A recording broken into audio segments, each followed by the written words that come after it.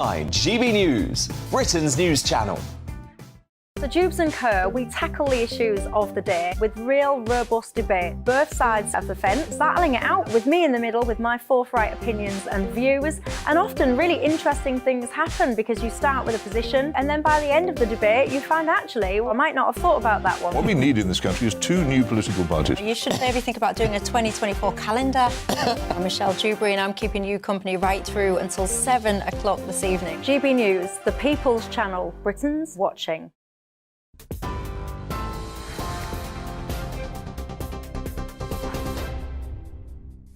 It's 11 o'clock. I'm Aaron Armstrong in the GB Newsroom. Good evening to you. The attempted mutiny in Russia has exposed real cracks in Vladimir Putin's authority. That's according to the US Secretary of State. The leader of the Wagner Group, Yevgeny Prigozhin, ordered his fighters to halt their march on Moscow and withdraw from Rostov yesterday in an amnesty deal which will result in his exile to Belarus.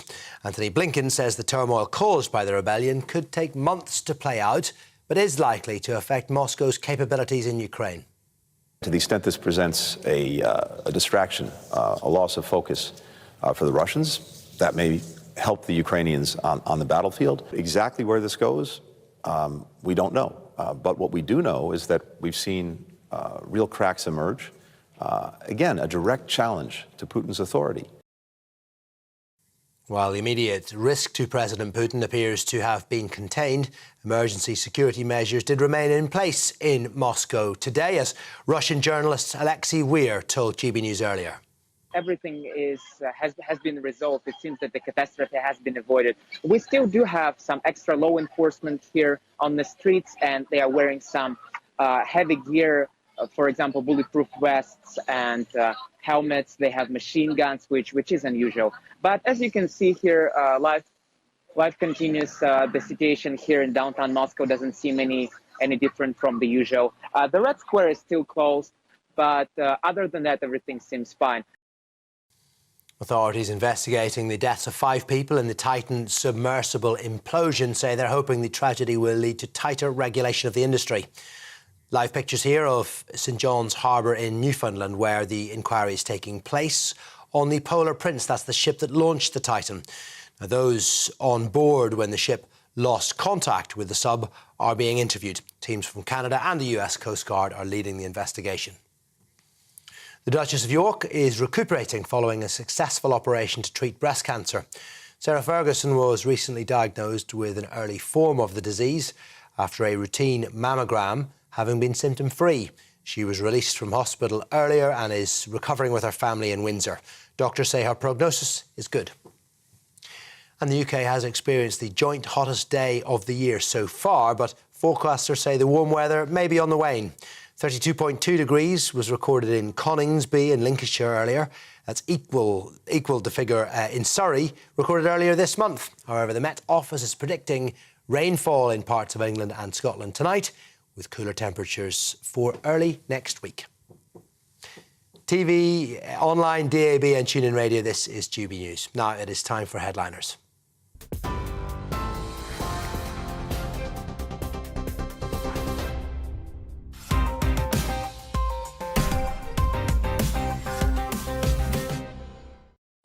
Hello and welcome to Headliners. I'm Leo Kearson. Joining me tonight to go through the best of Monday's newspapers with wit, insight and sensuality is the big Cox, Mr. Paul Cox, and Vicky D, Victor Daniels. How you both doing? As we both like to be known, by the way, the big Cox and Vicky D. Yeah, that's a bit that was a bit risque for a Sunday night. I'm good, thanks. Leo. How are you, Victor? I'm good. I'm looking forward to the show. Yeah, I'm nice good. one. Well, let's get into it and let's have a quick look at the front pages. The Daily Mail leads with Fergie in recovery after breast cancer op. The Mirror has Fergie, my breast cancer op. The Guardian has Wagner uprising reveals cracks in Putin's authority, says US. The iNews leads with Putin silent on mutiny that rocked the Kremlin. The Express has Duchess's breast cancer operation is a success. And finally, the Daily Star has some like it hot. I don't have a stutter, that's literally what it says. And those were your front pages.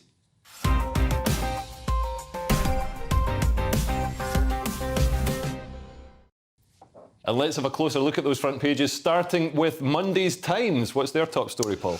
Prepare a fall of Putin, Britain told. Now, this obviously is on the back of Yevgeny Prigogin's mutiny yesterday, or part mutiny, because he sort of marched up their M4 motorway, not our M4 motorway. Yeah. Up their M4 motorway the to Moscow. BBC actually clarified. They clarified that he was coming I saw that, yeah, yeah. M4 in Russia, and not towards Moscow, not towards people Swansea. in Reading panicking. But he's coming. No, the thing is, I mean, I'd only just caught up on the facts around this mutiny when he'd essentially pulled out of his mutiny after some deal being struck with a middleman, I assume, and now he's in. Well, with Lukashenko in Belarus. Lukashenko, yeah.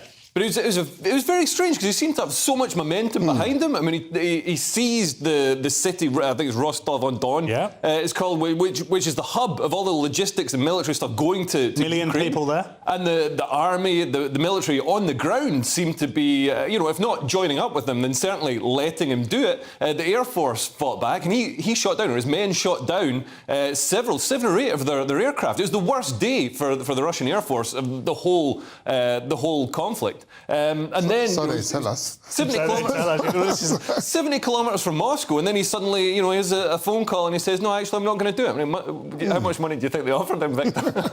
I don't believe it. I think Putin's still winning the war. Really? Not that I'm with Putin, but he's Russian. But what's your rationale for that? It's Russian. I've watched the Russian movies. I've seen Arnold Schwarzenegger in action. I mean, they don't lose. I mean, there's a good point. They don't lose in the movies. They don't. I mean, one thing I would do. All the Hollywood movies. Well, yeah. I don't know what Hollywood movies you're watching where Russia with Dolph Lundgren. World War II ones. But deep down, the Russians win. But because it's Hollywood, you have to give it a spin so the Russians lose. But really, the Russians never lose. No, but they have. Historically, they have a history of all these. I mean, 1917, the fall of Tsar Nicholas, whatever he was. Putin even referenced that in his address to the nation. They have a history of coups and mutinies and uprisings. Within themselves. Yeah. Yeah, but when they're fighting other people, they win. Do they? That's what I think. I guess. Well, yeah. I guess they beat Hitler.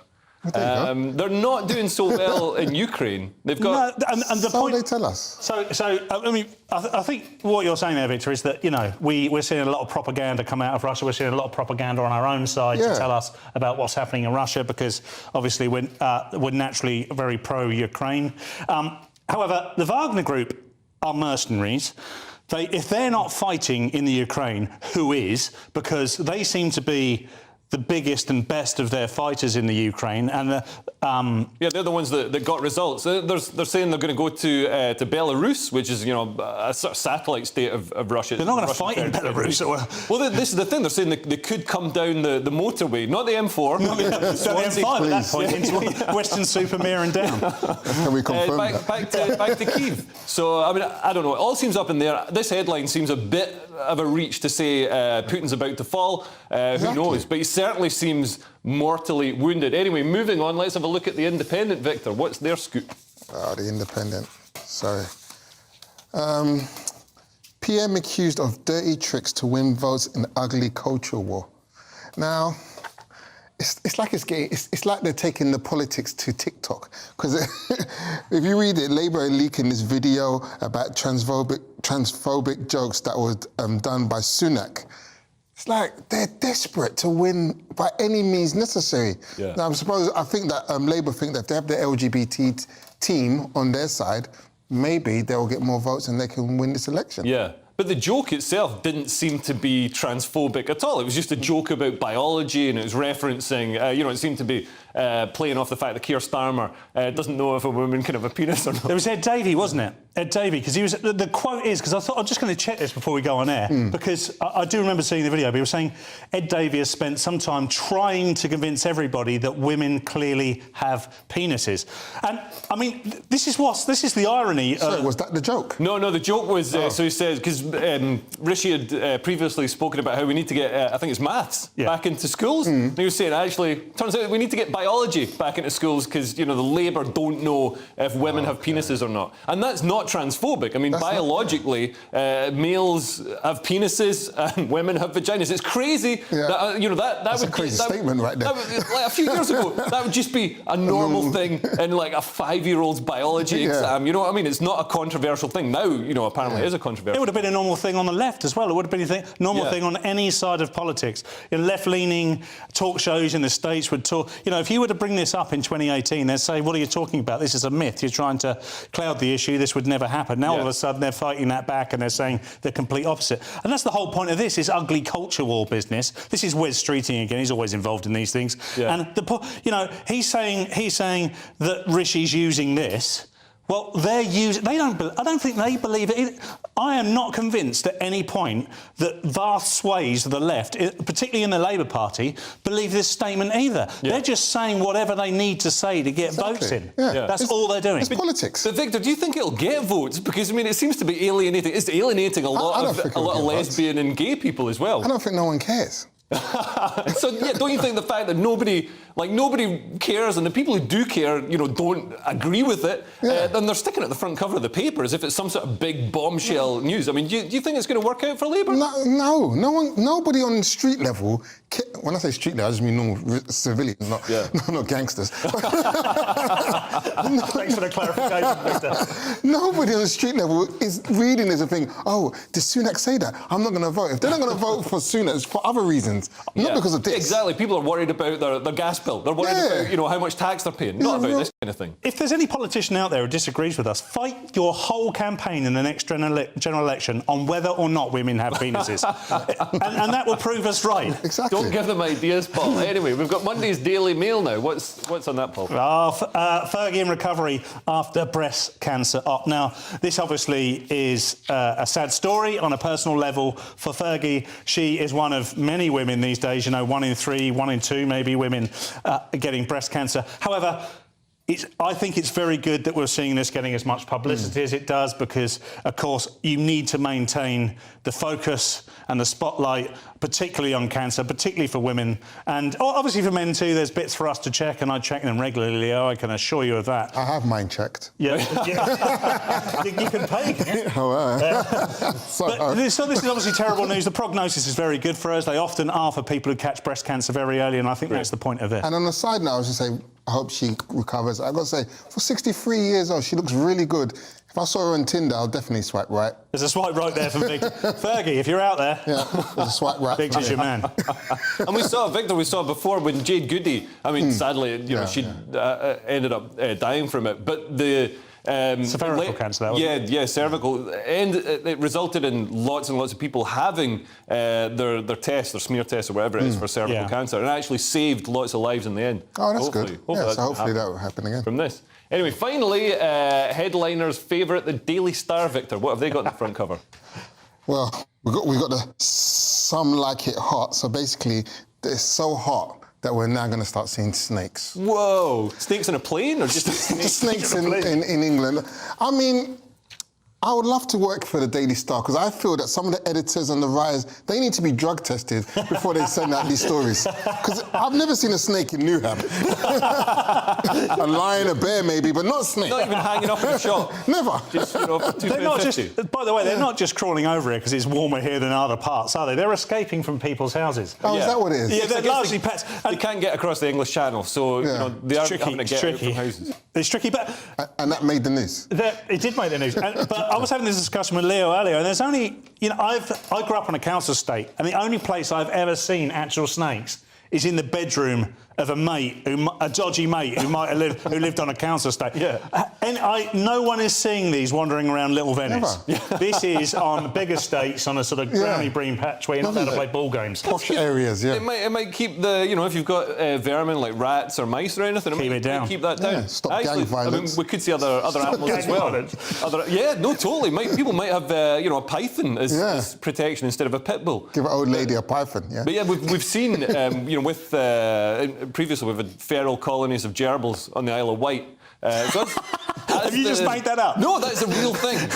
I know everything about gerbils. But you do actually. Sorry, I've got to take that back because, you know, of all the people here, you would know. But I live near the Isle of Wight and I've never heard of the feral gerbil gang. They might have died out because climate change isn't that severe. But maybe if it gets going, we'll see more gerbils. Anyway, that's the front page, is giving the headliners treatment. Come back in a second for labour sexism, asylum benefits, for us. And the Aussies are back to stealing our doctors. See you in a couple of minutes.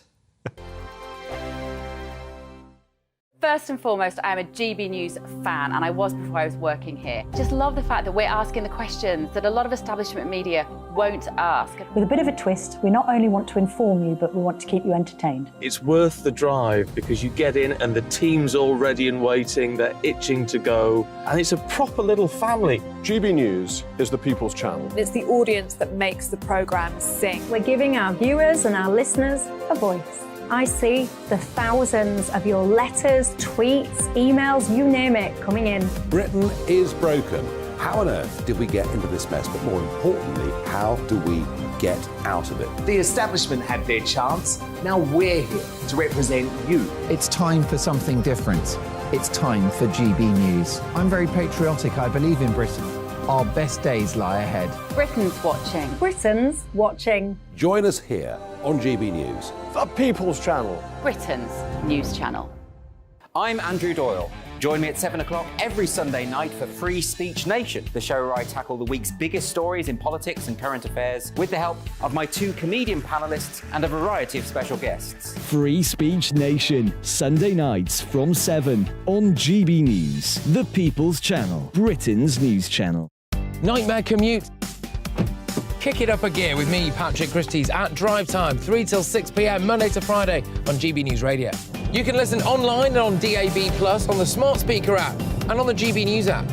And if you've got an Alexa, all you have to say is, Alexa, play GB News. We're also on TuneIn and the Radio Player apps. From the school run to rush hour, get revved up with me, Patrick Christie's, on GB News and GB News Radio. What you get for breakfast is something that, if we do our jobs right, you will wake up to news that you didn't know the night before. It's a conversation. It's not just me and Eamon. We want to get to know you, and we want you to get to know us. From 6, it's Breakfast with Eamon and Isabel. Monday to Thursdays on GB News, Britain's news channel. Westminster is going around in ever-decreasing circles, followed by the media. Britain is broken. How on earth did we get into this mess? But more importantly, how do we get out of it?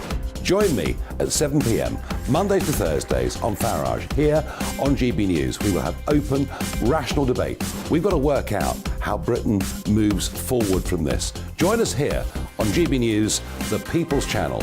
Britain is watching. Every Sunday from 11, join Michael Portillo. There will be topical discussion, looking at the week before and the week to come. So kick back and relax at 11 a.m. on Sundays on GB News with me, Michael Portillo. GB News, the People's Channel, Britain's news channel.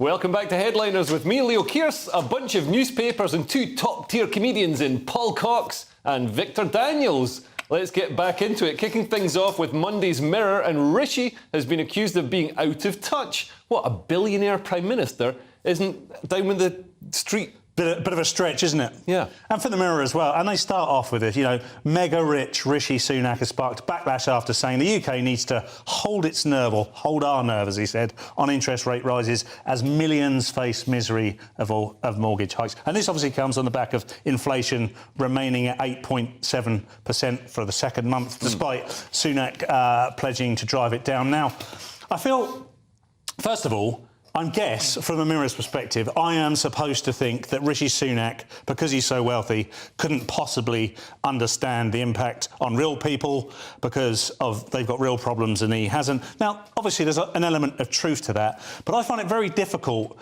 to continually take in this message of envy of wealth. I'm not comfortable with that. I don't think we should be. I think it's actually something to be admired.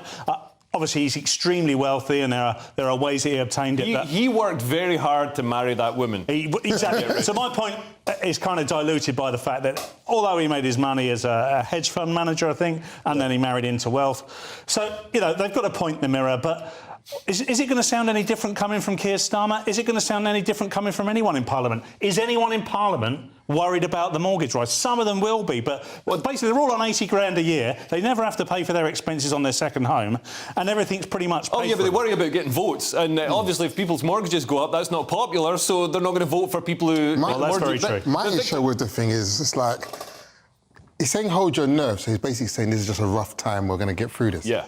But they're like the chocolate Fred rolls. Once something goes up in the UK, it never comes back down again. So he's saying hold our nerves, but basically hold your nerves for the rest of your life. Because this is never going to come back down again. That's what annoys me the most. But you're not a bit worried about, you know, there's people on the left saying, oh, we need mortgage relief for people. People with mortgages are generally the last people who need some help. They've got a property. They already live in the house. They're not some struggling renter. Oh, no. Rents have gone up way higher than property Rents prices. have gone up, but mortgages are going up. I mean, you might as well just sell your house and move to Croydon, because people cannot pay their mortgages anymore right now. I think it's that bad. It's that bad. I've got a whole bunch of notes here, but they go out the window because you made the analogy between this situation and Freddo's, genius, and that anyone who's suffering should move to Croydon. Have you seen the mortgage rates? Yeah. They just keep going up. What's going to happen when they go to Croydon? Croydon's a little bit cheaper, isn't it? Yeah. Still got trams. Still got trams. Moving on, we've got Monday's Independent next, and it looks like the Labour Party is a white supremacist, racist organisation, Victor. God. I'm just going to read it what it says. No clarification there. Bothered Lisa Nandy wades into Labour's sexism row over all-white male candidates list. At first, I was really with her. I was like, yeah. Strong. But then I looked into it, and when she joined, she had all women's. Yeah. So how can you get bothered complaining? Just let the best man win the job. Yeah, and she's already in. She can pull the ladder up. Exactly. Exactly. I can't disagree with that at all. Exactly the same happened to me. I read this and I thought, yeah, it's a good point. You know, I mean, a community should be represented by people from that community. Exactly. It's also, by the way, a white man can represent a brown and black man and vice versa. Whoa. No, I'm joking. Orange David Bread. I'm just going to start quoting the lyrics from... No, what I mean is, you know, the community can be represented by one person because of a meritocracy, irrespective of the colour of their skin. However, this is a non-story. And the reason it's a non-story for me is exactly what you said. Lisa Nandy got in on the back of an all-women list. Yeah. She was the strongest of all those women. Not the strongest physically. Physically, I'd imagine. Yeah, I'll be honest, I wouldn't want to fight her. But the Labour are struggling here. Labour are struggling because the Tories are beating them at their own game. Yeah. They've had women prime ministers, they've had brown prime ministers. Labour are a million miles behind. And as each day passes, they're starting to panic about this. Labour, if you're watching this, I just want to put my name in the ring. I can do anything. I'm up for it. 80 grand a year, I'm your man. Moving on, we've got The Guardian now, and people are upset at the millions spent trying to rescue the Titanic's submarine victims, Paul. Oh, unbelievable. See, OK, I'm going to say exactly like Victor did. Let's just read the headline and go from there, shall we? Disbelief and anger among Greek shipwreck victims. Relatives as millions spent on Titan rescue effort. Now, for me, these are two separate entities of stories. There is something that happened in the Atlantic with billionaires on a submarine, and there is something that happened in the Mediterranean Sea with migrants also on a boat. That, at the end of the day, the victims suffered the same fate. Okay, they died irrespective of their backgrounds, and that's the point. That's the only point to this story is there was two different. Well, okay, I'm willing to be challenged on this, but the main point of the story is that. One was the poor victims were migrants, and the other is the poor victims, and they can't be poor because they were billionaires. Yeah. And therefore, this is just a cultural story for me. This is a cultural war story, and they basically want to point out they're using it, they're leveraging it to make their point. Yeah, but it's two different stories, because one, there were multi-millionaires in a submarine with a PlayStation joypad. I don't know who you're going to send in there, Laura Croft. But the other one is migrants, and the energy and the media campaign on both stories are too different. Like, I didn't even know about the Greek tragedy until recently, but the submarine one, that's everywhere. And it's just another case of when the super rich are treated differently to people who are less well off. We're treated like Oliver Twist. But in fairness, I mean, it was a huge story because of the drama of it. I mean, it was the Titanic, so I mean, this is a huge, you know, cultural and social and historical event. And also, there's the chance that they could still be alive because they're possibly trapped in the submarine. I mean, it turned out that it imploded, so they weren't. But that drama, that tension of them possibly being alive, is the thing that made it this huge story. And they're billionaires and all the rest of it. But I mean, people seem to be forgetting. They're saying more money was spent trying to rescue the sub. It's like, number one, there's a chance they could be alive, so they had to spend money getting there really quickly. Number two, it's 4 kilometres under the sea. I mean, you can't just like blow on your thumb and, you know, jump in the water. You need specialist equipment that's going to be incredibly expensive. Yeah, but what money was spent on the migrants? Well, they have a little boat, paddle, those swimming floats. I mean, I don't disagree with you. It's not a bad point. I think they're two different pots of money, though. It wasn't like the choice was we're going to send a ship and men that way to help people out, or we're going to send a ship and men that way to help people out. There were two different pots of money and two different issues. And also, we've got to remember that the two of the people on the Titanic submarine were migrants as well. There was 2 British Pakistani men. So the man Shaz. So wait a minute. Wait. There was billionaires, migrants. Oh, was there donkeys as well? Sounds like Noah the submarine. Migrants can be very rich. So yeah, I mean that's generally the 2 ways. I don't even believe there was a submarine. It's a hoax. The whole thing was a hoax. Just to stop getting any more Ofcom complaints, I would just like to point out that the submarine was real. It was absolutely real. What happened with this and COVID? Anyway, moving on to Monday's Eye, and the government is under pressure to let asylum seekers work. But will it work for us, Victor? I'm just going to read the headline. Allowing asylum seekers to work in the UK adds over 1 billion to the economy as cross-party MPs back change. It's not even 1 billion. It's 1.6 billion. Just get the figures right. That's 2 billion to me. That's 2 billion to me as well. I mean, if if that gives you that much money, I'll let aliens in right now. I mean, this is a non-story. You'd just let as many people for 1.6 billion open borders. You're just saying the money. Come on, like in terms of that's a drop in the ocean in terms of like a nation's GDP. That's a tiny amount. But really? You'd let just open borders. Anybody who wants can come here, and we can have rows of tents. Well, all Philip down Schofield said you might as well just let everyone else in there. But I mean, seriously, if we don't, you know. A country is more than an economy, and having, you know, we could boost the economy by having unlimited skilled migrants. I mean, it would push wages down for a lot of people, but I mean, I can see some issues with this, and it would also encourage. Although I can see the merit in having people, asylum seekers, working instead of just, you know, sort of being dependent on the state. But right now, everything's going to pot. I mean.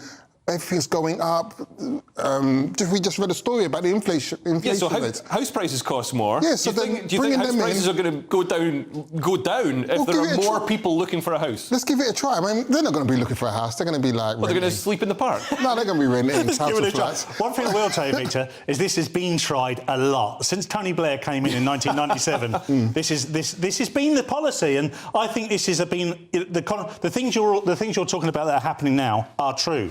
We have high inflation, we have a problem, and perhaps we could boost the economy by £1.6 billion. That's a lot of money. However, it is a lot of money. I don't disagree with that. However, one thing I would say is that I don't think repeating the same mistakes is the way out. We have to think again. I mean, if the conflict in Russia and Ukraine and all those sorts of things has told us anything, is that each country, whether you like it or not, needs to be more self-sufficient and be able to stand on its own 2 feet, not just in energy, but in its economy as well.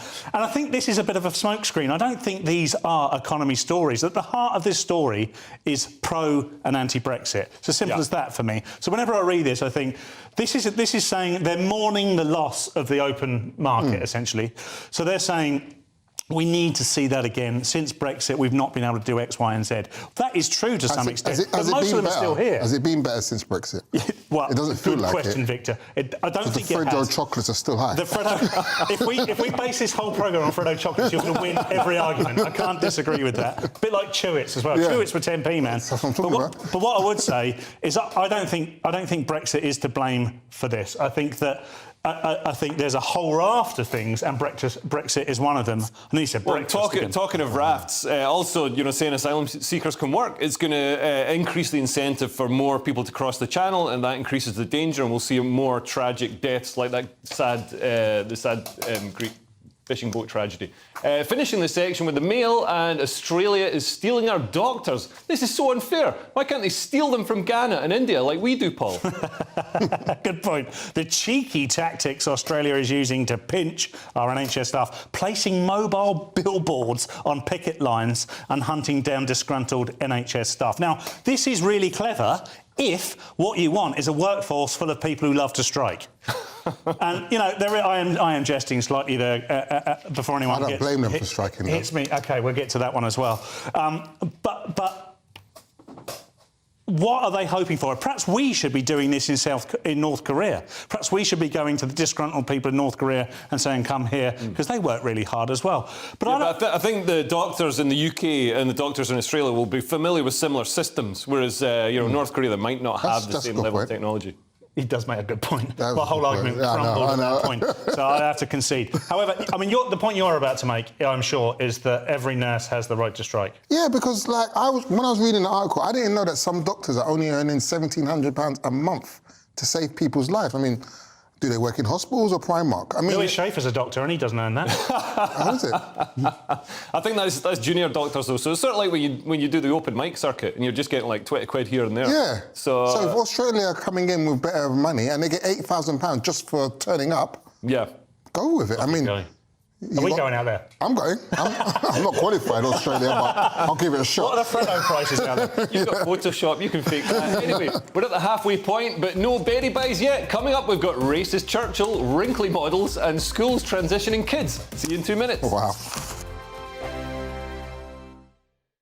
Like all families, we have arguments every now and then, but actually we agree on what the mission of GB News is, and that's the most fundamentally important thing. GB News provides the kind of platform that lets all voices be heard. We don't hold back. We're free to say what we really think. Just because some people who live in a tiny little Westminster bubble think that their particular story is important, that's not the most important story for me. And often there will be difficult stories that you won't find on the establishment media. Because what people think in the north of England may be very different to what they're thinking in their home counties. We're going to carry on telling the world what life is really like for households up and down the UK. We love to be in your car, in your kitchen as you're having your breakfast. Whatever you're doing, you are part of the show. If it matters to you, it matters to us. Britain's watching. Britain's watching. Britain's watching. We're proud to be GB News, The People's Channel. Britain's news channel. Join me, Patrick Christie's, Monday to Friday, 3 till 6. We tackle the day's news agenda like you've never seen before. It's high tempo, high octane, the most controversial topics, and the best guests. You will not be able to take your eyes and ears off it. I'm not afraid to ask the questions that you really want answered. 3 till 6 p.m, Monday to Friday on GB News, the People's Channel, Britain's news channel. Join me, Camilla Tominey, on Sunday mornings from 9:30, taking the politicians to task and breaking out of SW1 to see how their decisions are affecting you across the UK. Bursting the Westminster bubble every Sunday morning, only on GB News, the People's Channel. Britain's watching. Join us every night on GB News at 11 p.m. for Headliners, which is 3 top comedians going through the next day's news stories, which is exactly what you need, because when the establishment has gone crazy, you need some craziness to make sense of it. So join us 11 p.m. every night on GB News, the People's Channel, Britain's news channel. Hi, I'm Dan Wootton. You can watch me live on GB News Monday to Thursday from 9 p.m. And did you know that you can also watch and listen live on our website, gbnews.com.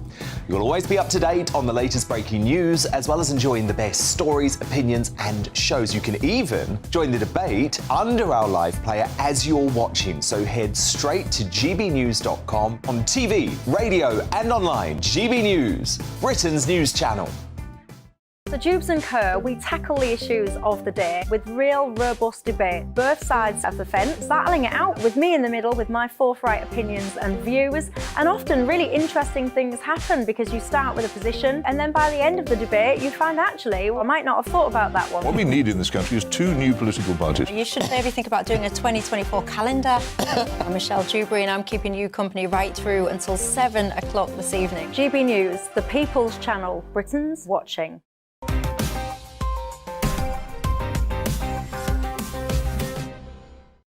Welcome back to Headliners, kicking this section with Monday's Express, where the Church of England have called Winston Churchill a white supremacist. I guess they've never heard of Hitler, Victor. Well, as it says here, Winston Churchill's family slams. They slam St. Paul's Cathedral after white supremacy slur. And they didn't stop there, they went further. They said the description which also branded Sir Winston as an unashamed imperialist. And this is... I don't know what that means, but it sounded deep. And this is on the website for St. Paul's Cathedral, which is, I think it was bombed by the Nazis in World War II. And I'm going to be honest, I can't call Churchill a racist. I never met the man. But I will say this much. There's two ways of looking at this. First of all, if I was in them times, I'd want my Prime Minister to be a little bit, bit racist. With the Germans attacking, you want a proper... You don't want some woke guy going, let's all get along, singing Kumbaya, my lord. We want a proper racist Prime Minister at that time. You at least want them to be a bit German-phobic. Yeah, a bit racist towards the Germans, at least. I'll be honest, Victor, this isn't a debate I thought I was going to have with you. But just say one thing, but I got to say this as well.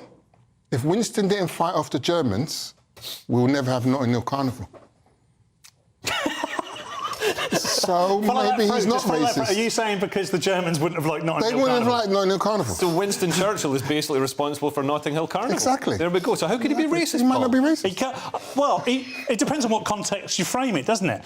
I mean, by the way, we're all going to seem racist in about... Well, probably later on Twitter, to be fair. But in about 25 years' time, everything we think now is racist. So if you frame the past, at any point in the past, against today's standard, then everything's going to appear racist. Great Britain, England was racist at the time. I mean, the black population at that time was very small, and I would argue that most of them probably didn't want to be here.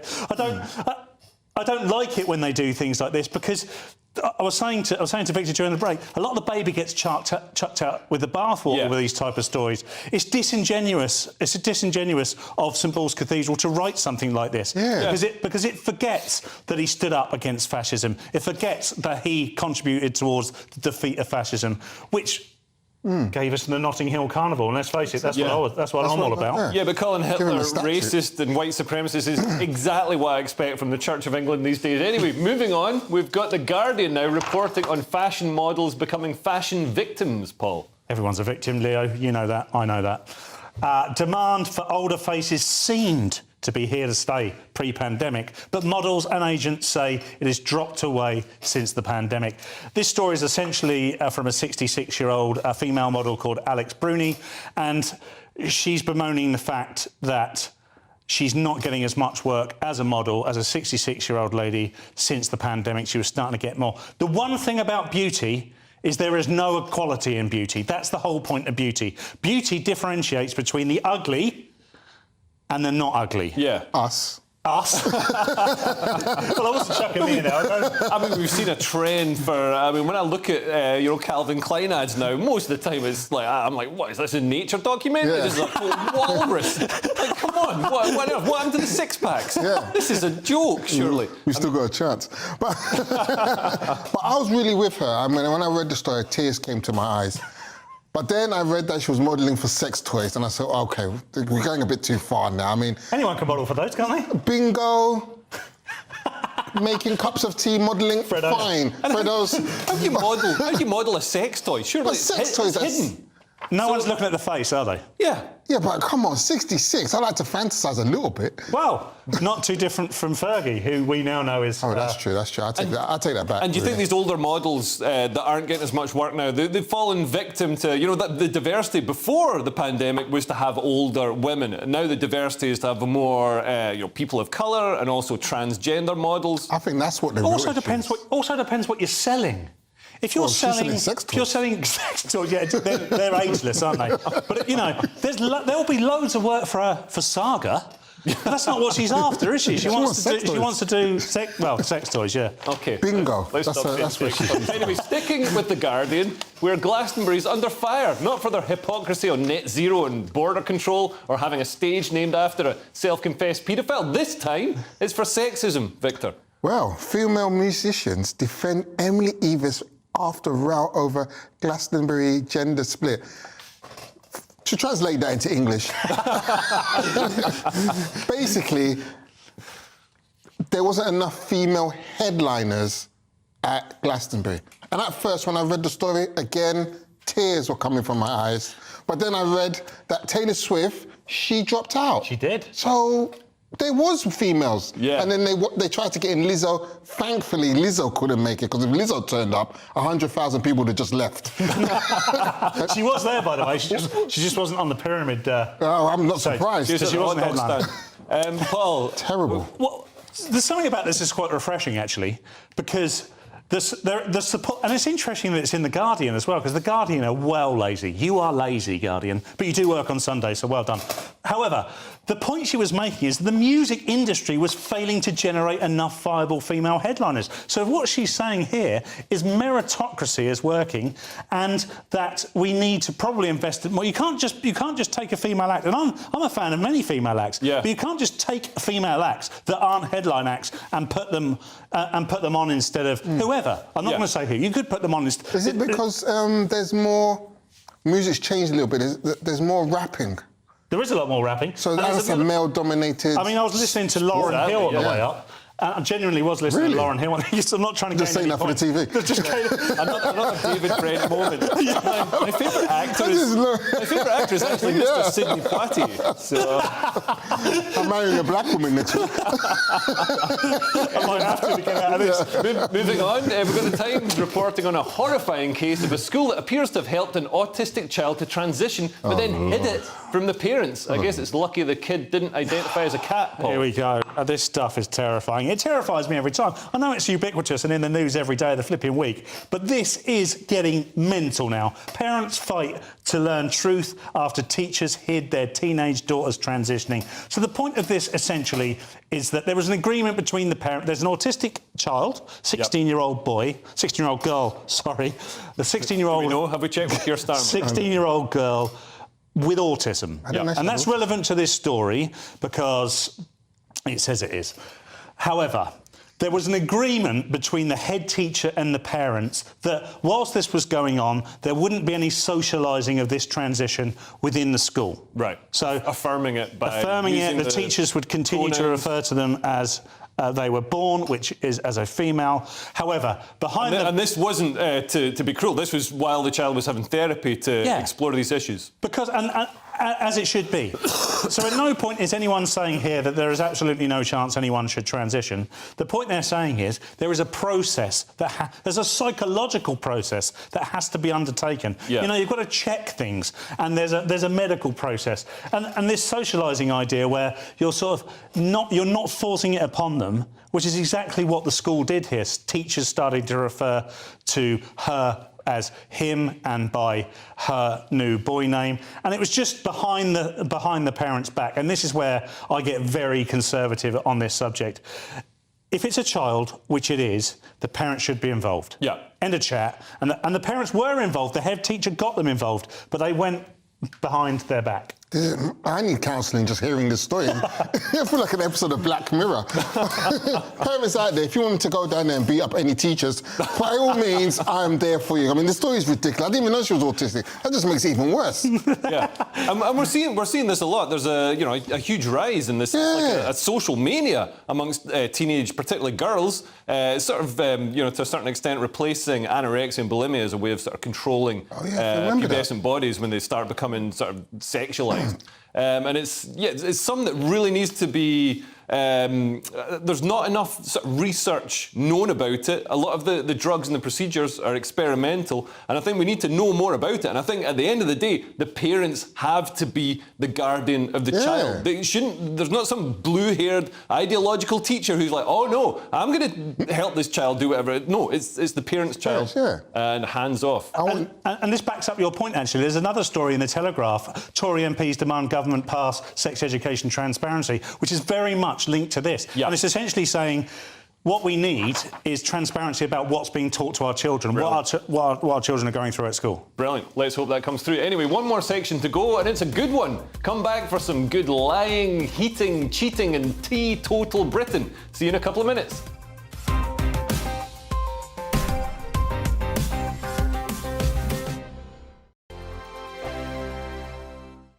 I joined GB News because I was sick and tired of not hearing my views being represented, not just mine, but so many people that I knew and spoke to. I just couldn't get my voice out there. I couldn't say anything. I couldn't do anything. Whatever the narrative was, I kind of had to follow it. GB News is there to provide a voice for those who have been ignored by the establishment media. We think different things. We've got a different style. GB News is here to be optimistic and positive about the future. It's real kind of dynamic and flowing, with the audience very much at the heart of it, like a big family.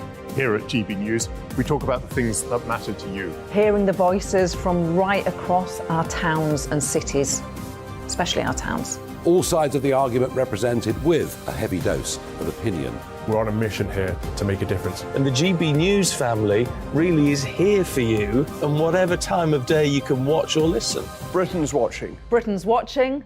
We're proud to be GB News. The People's Channel. Britain's news channel. Monday to Thursday, 9 p.m. till 11 p.m. Join me, Dan Wootton. I'll bring you the sharpest takes and hottest debates. Do you not believe in prison? I don't believe in prison. I'm completely stunned. I guarantee you there'll be no spin, no bias, no censorship. I actually was personally quite offended by it. And no reason to go to bed. So I guess they've always been quite woke. That's Dan Wootton Tonight on TV, radio and online. Monday to Thursday from 9 p.m. till 11 p.m. on GB News. The People's Channel, Britain's news channel.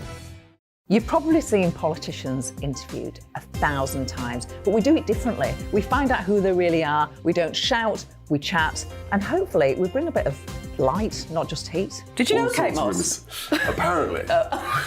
Do you have a pair of jeans or a pair of jeans? No, of course I don't. What would I do with them? My friends are like, oh my God, what's she doing now? Join me every Sunday at 6 for Gloria Meets, only on GB News, the People's Channel, Britain's news channel. Weeknights on GB News from 6 p.m. You'll always get drama. Please stop, Michelle. I know, yeah. Please stop. Should I just shut up? Romance. You like me, I like you. There you go. There you are. Well, don't tell anybody. Adventure. Etc. That's the whole point. But boom. And action. Sergeant Reed, my superstar panel, they're already at it. They're fighting. It's going to be quite a show. Only on GB News. Britain's watching. In a world of dull and predictable radio and TV shows. Oh, hi. On Mark Dolan tonight, we've got big guests. We drill into the big stories of the day. The show adds up to a brilliant listening and viewing experience. Mark Dolan Tonight is the most entertaining current affairs show ever, and that's a fact. That's Mark Dolan Tonight, Friday, Saturday and Sunday from 9. Only on GB News, Britain's news channel.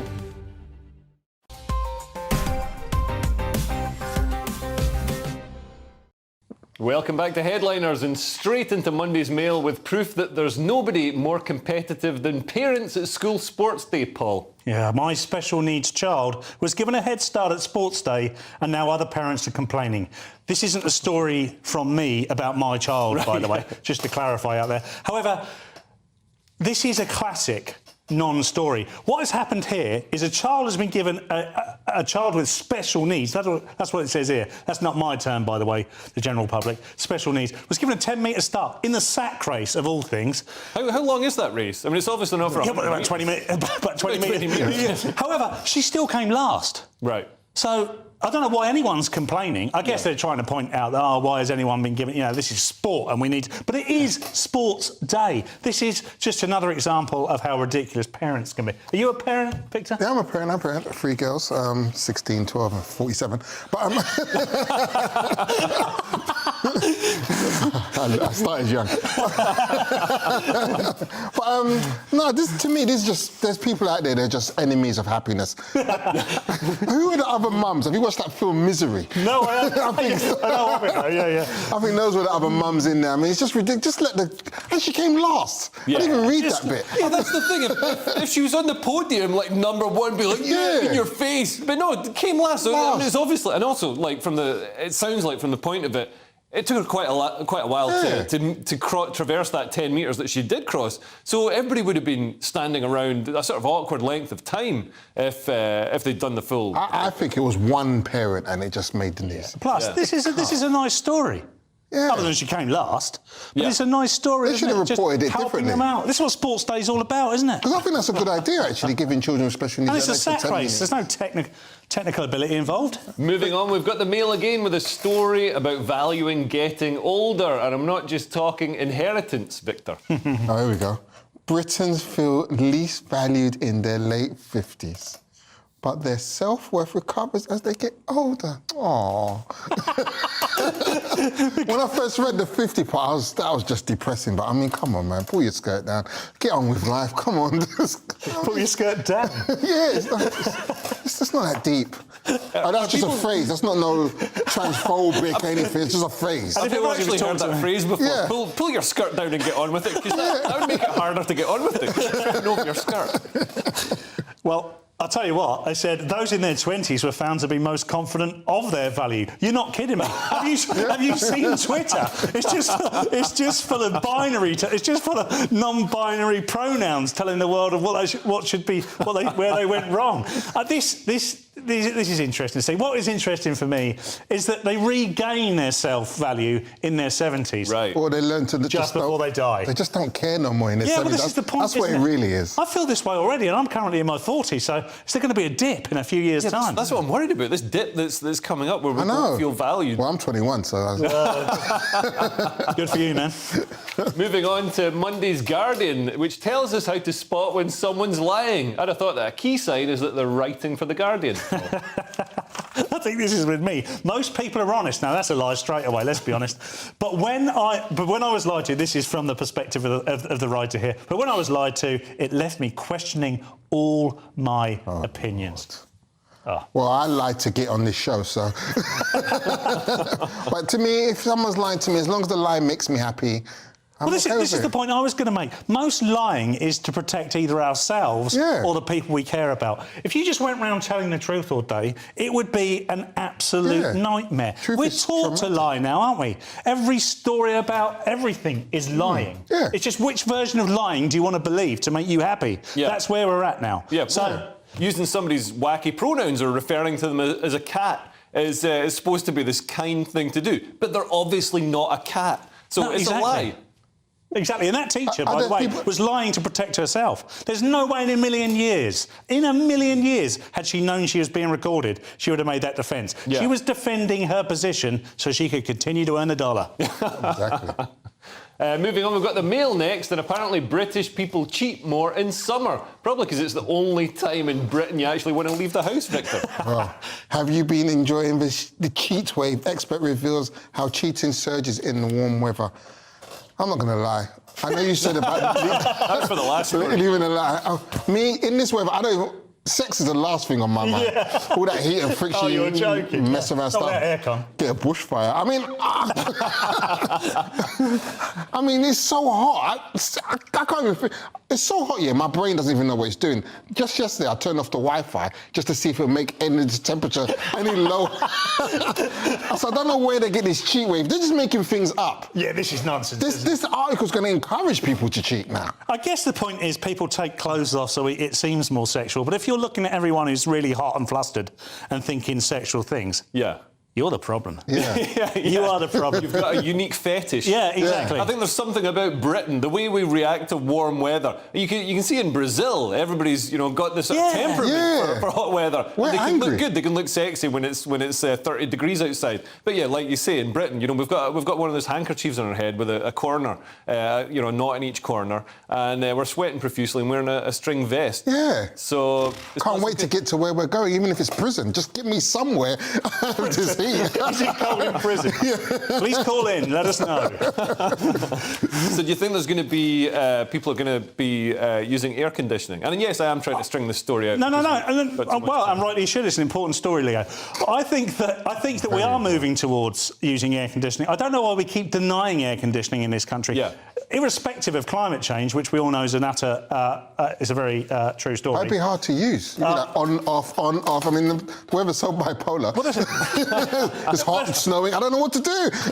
Neighbours in my street actually do have air conditioning. I don't know how it says something about. You'll go around like watching the coronation in like 1952 or whenever it was. Well, the one thing you notice in my street with the people that do, and there is only one neighbour in my street that's got air conditioning, all their windows are shut. All our windows are open. All year we shut all the doors and windows to stop burglars getting in. Yeah.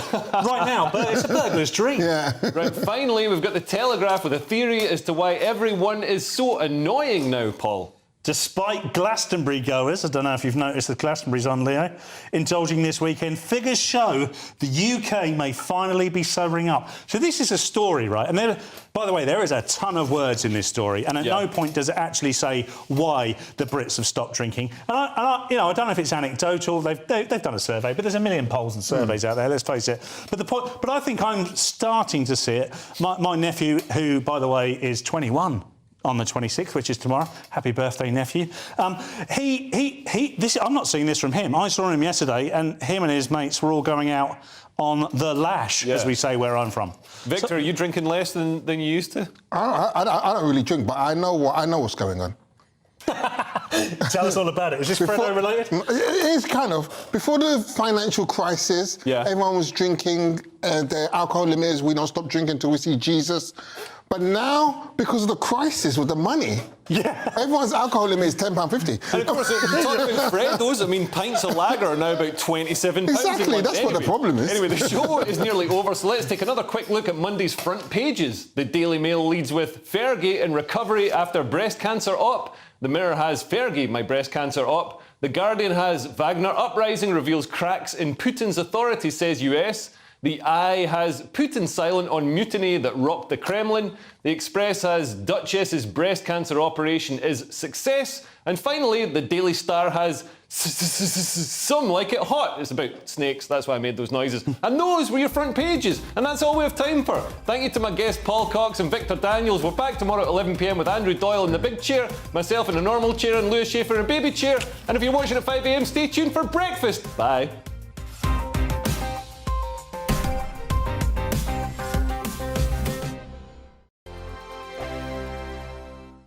First and foremost, I'm a GB News fan, and I was before I was working here. Just love the fact that we're asking the questions that a lot of establishment media won't ask. With a bit of a twist, we not only want to inform you, but we want to keep you entertained. It's worth the drive because you get in and the team's all ready and waiting, they're itching to go, and it's a proper little family. GB News is the people's channel. It's the audience that makes the programme sing. We're giving our viewers and our listeners a voice. I see the thousands of your letters, tweets, emails, you name it, coming in. Britain is broken.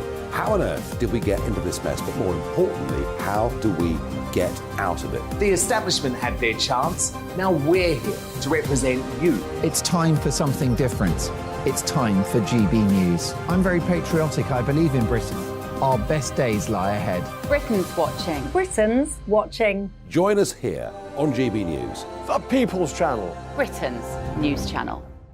I'm Andrew Doyle. Join me at 7 o'clock every Sunday night for Free Speech Nation, the show where I tackle the week's biggest stories in politics and current affairs with the help of my 2 comedian panellists and a variety of special guests. Free Speech Nation, Sunday nights from 7 on GB News, the People's Channel, Britain's news channel. Nightmare commute? Kick it up a gear with me, Patrick Christie's, at Drive Time, 3 till 6 p.m, Monday to Friday on GB News Radio. You can listen online and on DAB+, on the smart speaker app, and on the GB News app. And if you've got an Alexa, all you have to say is, Alexa, play GB News. We're also on TuneIn and the Radio Player apps. From the school run to rush hour, get revved up with me, Patrick Christie's, on GB News and GB News Radio. What you get for breakfast is something that, if we do our jobs right, you will wake up to news that you didn't know the night before. It's a conversation. It's not just me and Eamon. We want to get to know you, and we want you to get to know us. From 6 is Breakfast with Eamon and Isabel. Monday to Thursdays on GB News, Britain's news channel. Westminster is going around in ever-decreasing circles, followed by the media. Britain is broken. How on earth did we get into this mess? But more importantly, how do we get out of it? Join me at 7 p.m, Mondays to Thursdays on Farage, here on GB News. We will have open, rational debate. We've got to work out how Britain moves forward from this. Join us here on GB News, the People's Channel. Britain is watching. Every Sunday from 11, join Michael Portillo. There will be topical discussion, looking at the week before and the week to come. So kick back and relax at 11 a.m. on Sundays on GB News with me, Michael Portillo. GB News, the People's Channel, Britain's news channel.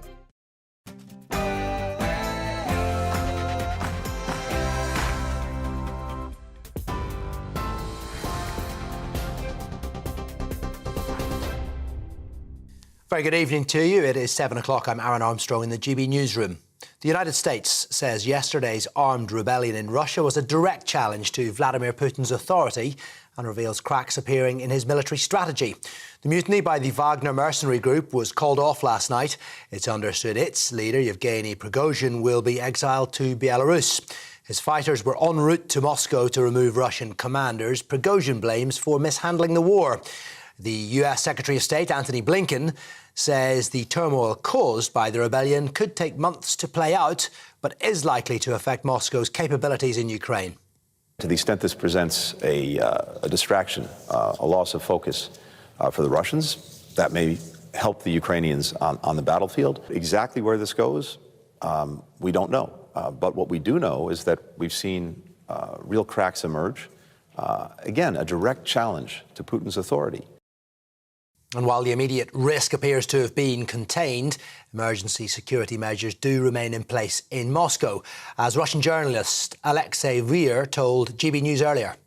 Everything has been resolved. It seems that the catastrophe has been avoided. We still do have some extra law enforcement here on the streets, and they are wearing some heavy gear, for example, bulletproof vests and helmets. They have machine guns, which is unusual. But as you can see here, life continues. The situation here in downtown Moscow doesn't seem any different from the usual. The Red Square is still closed, but other than that, everything seems fine. A 15-year-old girl has died after being pulled from the sea at Cleethorpes Beach in Lincolnshire. A 15-year-old boy who was also airlifted to hospital has since been discharged. Separately, a 5-year-old boy has died after falling from a harbour wall in the Cornish town of Padstow. Police are treating both incidents as accidental. Now, the Duchess of York is recovering following a successful operation to treat breast cancer. Sarah Ferguson was recently diagnosed with an early form of cancer after a routine mammogram, having been symptom-free. She was released from hospital earlier and is now recovering with her family in Windsor. Doctors say her prognosis is good. And in a few hours' time, it will be goodbye Yellow Brick Road for good, in this country at least. Sir Elton John will close the Glastonbury Festival by headlining the Pyramid stage. It will be his final UK gig, 53 years after his first. Now, Sir Elton's promised a number of special guests and also to open with a song he hasn't played in the last 10 years. That gets underway at 9 p.m. And this is GB News. Now, time for Free Speech Nation.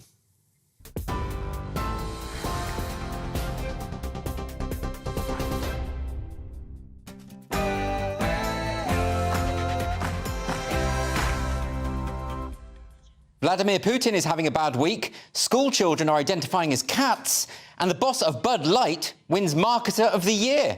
This is Free Speech Nation.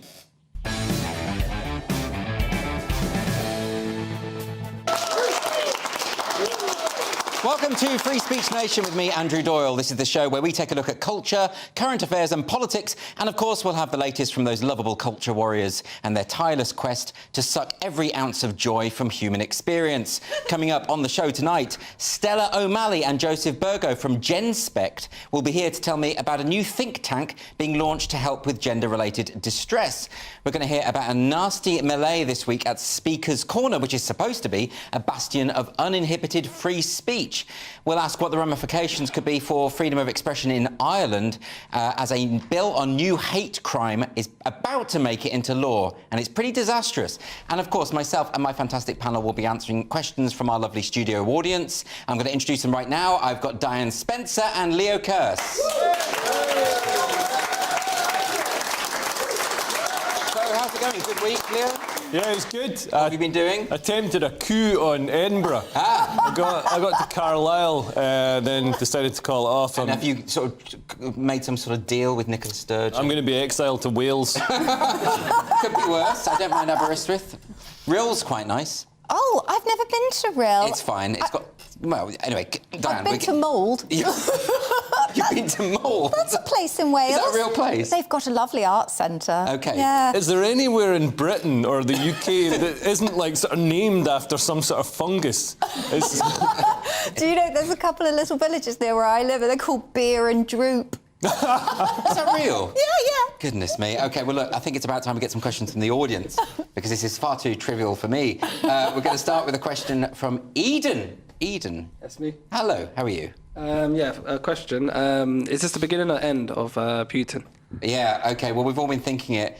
Vladimir Putin, as you know, has had a particularly bad time this week with the mercenaries known as Wagner.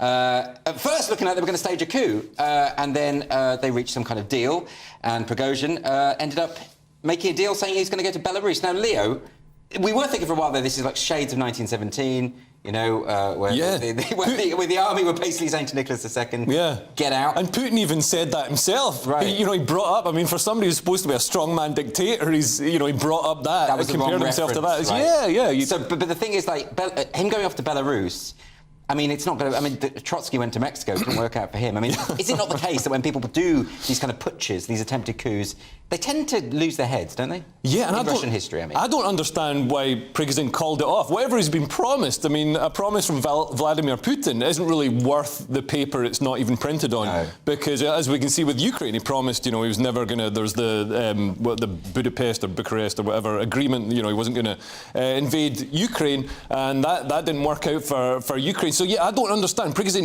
he had his military on the outskirts of Moscow, 70 kilometres from the centre. He could have just gone in and, he even said on the way up, he said, I think he said he was going to hang Shoigu and Gerasimov, so the defence minister and the head of the army. Yeah, his beef was with the army people. It wasn't with... Well, he also really. said there was going to be a new president. So I don't know if his backers, he must have had some backers in the Russian establishment, if they'd been nobbled by the FSB or whatever, shadowy spies. Yeah, but it's weird, isn't it? Because if you go that far and then you back out, it's like a death sentence on yourself, isn't it? Yeah, absolutely. It definitely is. And, I mean, we have to remember that the Russian military, there is the Russian military, but that it's actually fragmented into about 6 or 7 private military corporations. Yes. And one of these is the Wagner Group, but there are many others. Right. So it's quite intense. I'm not sure what, the statistical numbers are, but he has his own army. I mean, when he goes to Belarus, and we already know the Belarusian president is quite happy to just yank planes out of the sky if he wants to grab a journalist off them. Yeah. There is no way that guy, Wagner... Prigozhin is going to be safe there. I mean, for goodness sake, Litvinenko was assassinated in a London sushi bar. Yeah, but he must think he's safe. Yeah, but it says to me that there is something else going on, and it's not to do with Putin. It says to me that there are other people around Putin which are actually the key driving force, and Prigozhin has been talking to them. They have... Right, OK. But the big question now is Putin himself safe? Is his authority secure? Because it's kind of a reminder, isn't it, that in order to sustain power, you need to keep the army on side. This is why whenever Roman emperors came to power, they doubled the army's salary. Yeah. Because they knew that otherwise they'd get killed. Yeah, especially if you're a sort of strongman dictator, you've totally got to have the army on side, and also you've got to have the country on. People have got to believe in your strength. Yeah. And this has really been a sort of Wizard of Oz moment for Putin. It's revealed that he doesn't even have the strength to stop them marching all the way to Moscow in a day. And like, remember when Ceausescu came out in the balcony and he told everybody to shut up, and nobody shut up, and that was the moment everybody realised he was weak and they had the power over him, and he was gone. 4 days later, he was gone. He was executed. But Putin's already looking a bit weak since that Victory Day parade, where he had one tank. I mean, I see more than one tank where I live. You know, it's like that's not very much. Where do you live? Well, in Hertfordshire. But you can rustle up a second tank. But the point is, like, he's looking weak, is my thinking. He is looking weak because also he did something very uncharacteristic for Putin. He got angry on television. Right, yeah. And that was such, I mean, good grief, girl's lip was quivering, she was shaking, she was very, very angry. Wow. And I have never seen her behave like that before. Yeah, so it's going to be so interesting. What I've really enjoyed about this is this all happened so quickly, and none of us really knew who Prigozhin was a few days ago, but all these commentators have had to sort of pretend that they were all over it. No, but we have been watching this. We've known who Prigozhin is for ages. Yeah, we have, because we're in the business. Well, we've been like, yeah, and then everybody's like, Wagner? Is it the music? Should we play it? No. Yeah, it's a lot of people playing catch-up at the moment. OK, well, look, we're going to get a question now from Jim. Where's Jim? I'm here. Hi, Jim. Thank you very much for the invitation. My question is this mob called Just Stop Oil. Yeah. Do you think the time's done for them, the tide's turning? It could be, because Trevor Nielsen, who was a co-founder of Just Stop Oil, he has now said that he doesn't really support what they're doing anymore. I think their tactics have really not necessarily gone down particularly well, because they keep annoying the people that they're trying to persuade. You know, they keep stopping people from going to work, they keep gluing themselves to priceless works of art. I mean, surely it is the case that if the co-founder is now saying, guys, it's not working, then isn't it all over? Not at all. Why? Because, to draw an analogy from an 80s film, he is the Mogwai, the protesters are the gremlin. Do you see what I mean? Although the protesters have come from him, they are not him. They are gremlins. They are now running in and causing havoc. This is a very niche 1980s film reference. I so recommend you see it. Yeah, Gremlins is fantastic. Yeah, and essentially what has happened is he is cut off from them. It has taken on a life of its own. If they are going to recruit from universities and they're going to target young people that they can stir up into this kind of hateful fervour where they're like, yeah, let's just burn all the oil paintings because we need to stop oil. Like, some of them, I bet, don't even know what they're protesting. No. I think some of them think they're protesting oil painting. They're also posh.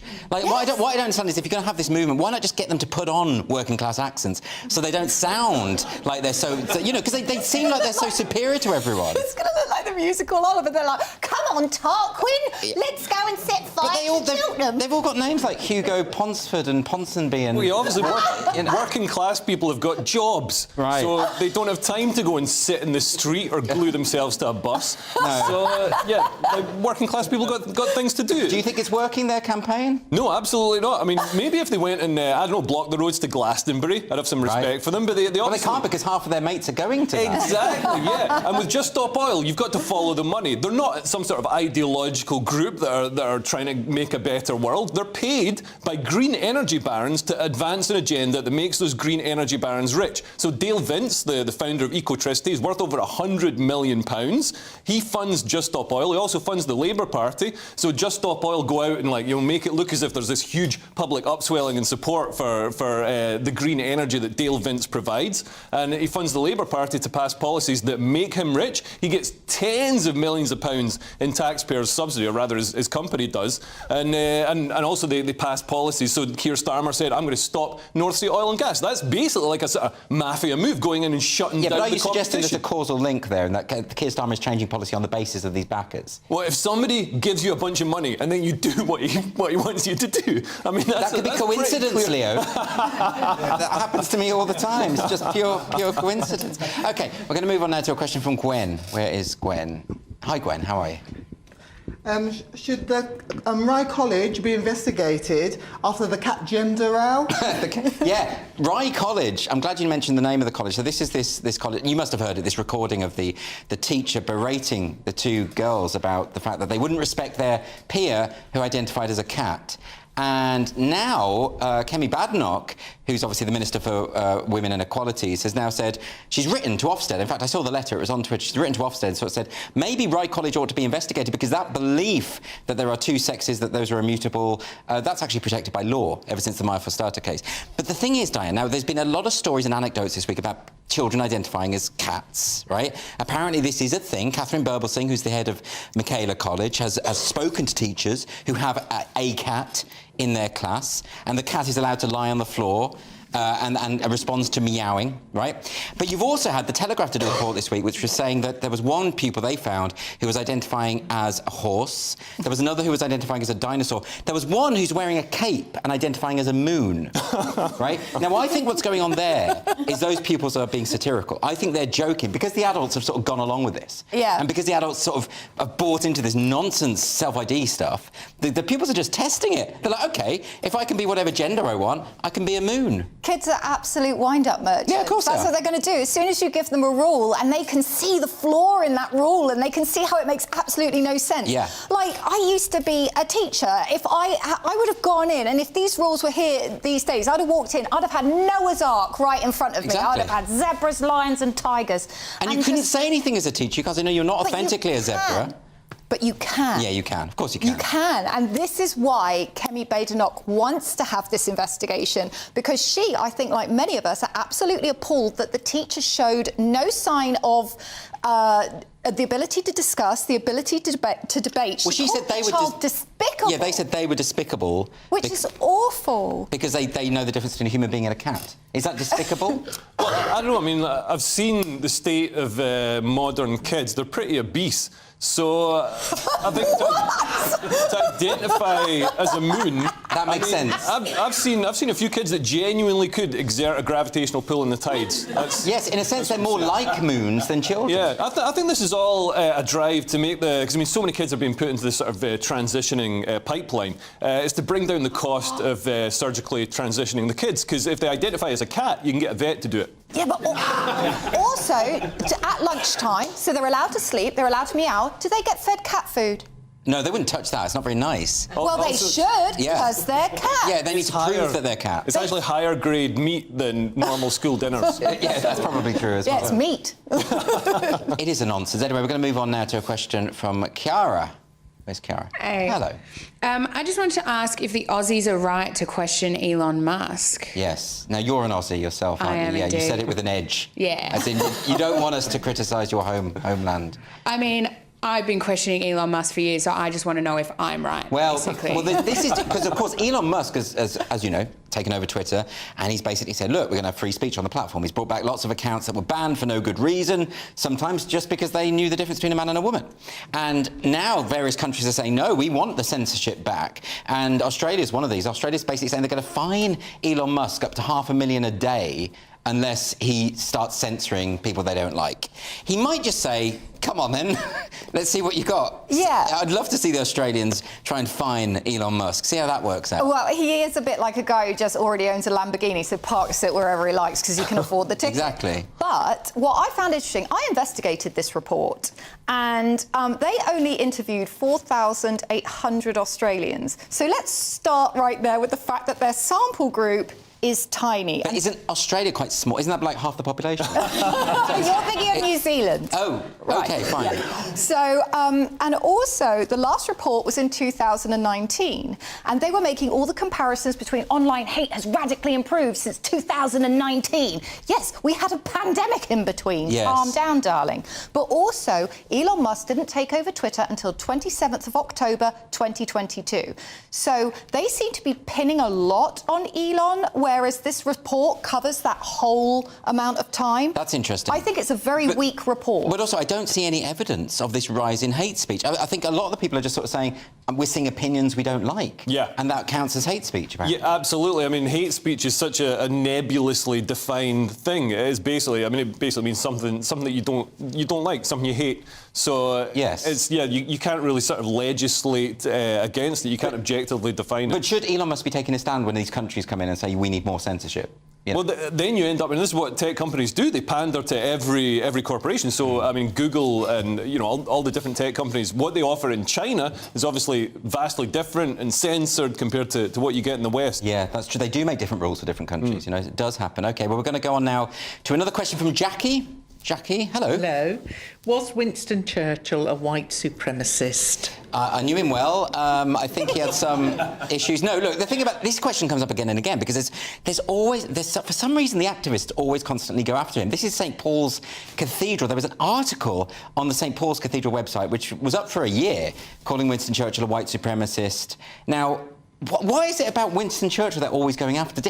Isn't like the fact that he beat the ultimate fascist, Adolf Hitler, doesn't that give him some kudos? Well, not just the ultimate fascist, but the ultimate national socialist, which is so obviously, for a lot on the left, Adolf Hitler is their hero, and that's why they try and emulate his anti-Semitism. But yeah, Winston Churchill, I think, because for people of a certain age, he was. We grew up thinking he defeated the Nazis. He's this great guy. So obviously, anybody on a pedestal, literally on a pedestal, he's on the top. They've got statues of him in some places. They want to tear him down. It's very odd, though, isn't it? Because there's no attempt to contextualise. I accept that he would have had views that we don't find acceptable because he was born a long time ago and people had different views and views change over time. So what is it about the activists that they can't understand historical context, that they're always judging people from the past by their own standards? Do they not think they're going to get judged? I'm judging them right now because they're all idiots, but in 100 years' time it's going to be even worse, right? Well, it's very strange that it was also on the Church of England website, because do they not preach forgiveness? Wait, that doesn't surprise me at all. The Church of England's gone very woke, hasn't it? Oh, yeah, absolutely. Really badly, I would say. Yes, but aren't they supposed to be like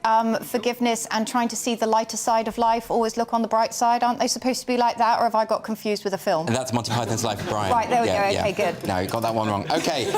Listen, those have been some excellent questions. We have got some more coming up from the studio audience later in the show, and also still to come, I'm going to be talking to Stella O'Malley and Joseph Burgo from GenSpect, who are going to be here to tell me about the new think tank they're setting up to provide care for gender-related distress.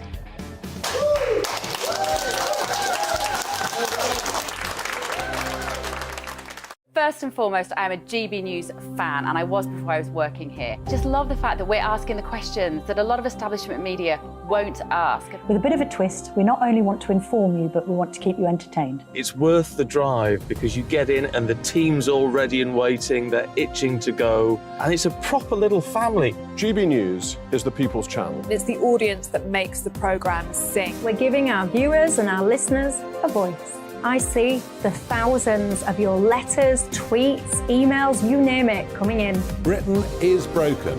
How on earth did we get into this mess? But more importantly, how do we get out of it? The establishment had their chance. Now we're here to represent you. It's time for something different.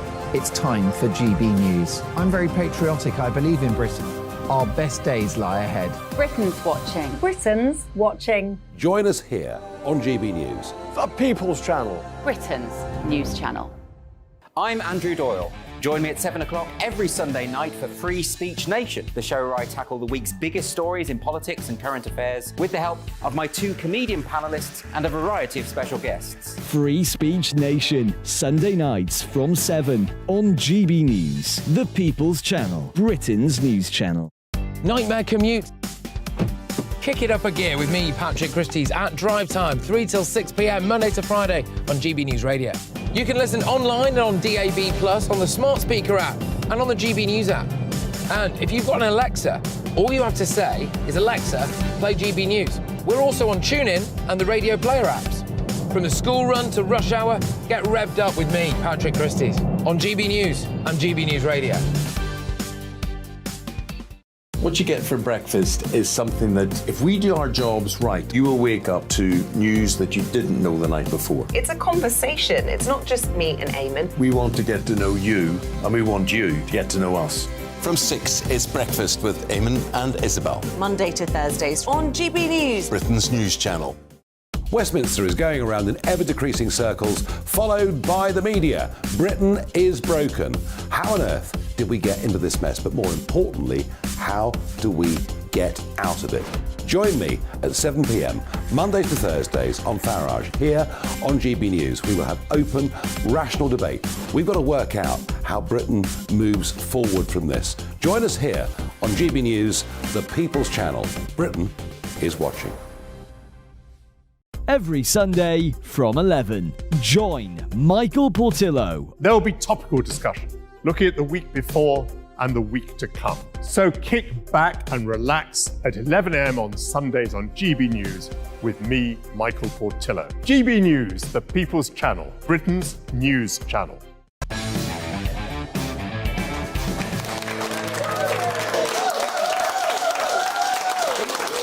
Welcome back to Free Speech Nation with me, Andrew Doyle. The GenSpect Group is an international alliance of professionals, trans people, detransitioners, parent groups and others who seek high-quality care for gender-related distress. The group has recently announced they are establishing a think tank which will develop an alternative to what they see as the flawed standards of care promoted by the World Professional Association for Transgender Health, or WPATH. The think tank will create a non-medical guide relying upon contributions from experts and leading thinkers in various fields impacted by gender ideology, and that's due to be published in November this year. So here to tell me more, I'm pleased to welcome GenSpect Director Stella O'Malley and Vice Director Joe Burgo. Thank you both for coming. Stella, I'm going to come to you first about this. Can you explain what WPATH is and your relationship with them as GenSpect? WPATH is an organisation that was started in the late 70s, and they were kind of a motley group of trans people and professionals who were working in the area. And they were created to promote transgender health, to help people who are transitioning. And over the years, they tried to stay as a professional group, and they tried to stay kind of halfway serious. But by the early 2000s, they were overtaken by activists. And that is arguably why activists are running everything these days to do with gender health. And so as we studied it, we started GenSpect as a response to this extraordinary gender ideology just creeping everywhere, from cats to schools to young children who have some terribly harrowing stories, and families are being ripped apart because they're, transitioning too early and they're not able to make these, permanent decisions about their bodies. And so we started GenSpect as a counter organisation. And we realised that not only do we need to have a counter organisation that offers a different view to how you could be gender diverse, and people could be for example, they could live a very gender diverse life without medicalising. You don't have to medicalise. But also we had to show that because WPATH, their entire kind of way of operating is #no debate. They don't debate. They shut people down. They absolutely defame people, or certainly they make very little of an awful lot of people's reputations. And as a result, arguably an awful lot of people have been cowed and silenced. And so we started to say, well, we're going to have to offer something, and we're going to have to go head to head with them. And we have created, as you said, a think tank that kind of is putting what we think are the best minds together to talk about gender in a more rational way and in a healthier way, because our approach to gender is a healthy approach to sex and gender, i.e. create a framework where people can be diverse. Maybe little boys can run around in dresses, but nobody wants to call him a girl, and nobody is making him take puberty blockers or offering a fast track of a medicalised pathway. And so we're creating a gender care framework, and we're going to release it as such at our next conference. So I'll bring Joe in at this point. It's very interesting what Stella's saying about the activists, insofar as there have been sort of transgender groups in the past that weren't captured by these activists. If you go back 12 years, mermaids even were saying quite sensible things in their promotional literature about how, for the most part, puberty resolves a lot of these feelings of gender dysphoria in childhood. But now they do have this kind of strident activist quality, and as Stella says, no debate. They will lie about their opponents, they will smear them, they're just not interested in participating like adults.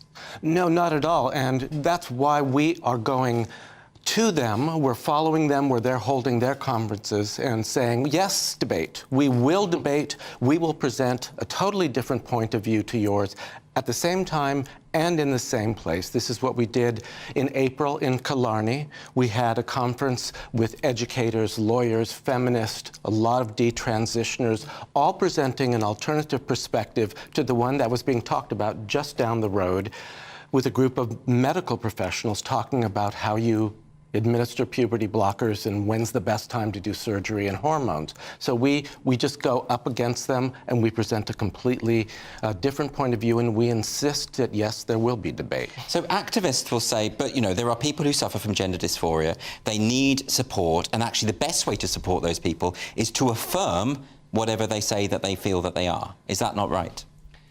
Activists say that. They don't have any evidence base to support that. You can say an awful lot of things in life and it doesn't mean it's true. And what we have found is this affirmative concept, it came in about 10 years ago. There's no long-term evidence. We don't actually know what it is. What is going to be the impact of all of these kids being affirmed? We don't actually know. Nobody knows. So anybody says they know, they're not telling the truth, because there is no long-term evidence. But what we do know, because I'm a psychotherapist and so is Joe, we know that if somebody comes in deep pain, we would affirm that they're there. We would affirm the depth that they're feeling. We'd affirm that they want to be a cat. We would affirm, you know, whatever they want. You know, and obviously most people don't come in wanting to be a cat. No.